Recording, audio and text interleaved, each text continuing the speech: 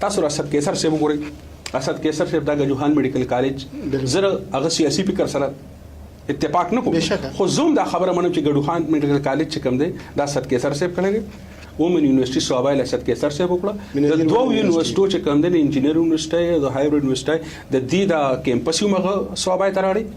په بجلی په مت کې ډېر کار وکړو د اریګیشن په مت کې ډېر کار وکړو په روډونو کې هم کار وکړو نو د هغه دا کار به داسې څوک چې په بډه باندې یعنی تاسو وایي چې د اسد کیسر صاحب د کوم وخت تیر کو دا غنه ولس عام ولس مطمئن دي دا کار نه په کار دی چې دا شیرام خانم وکي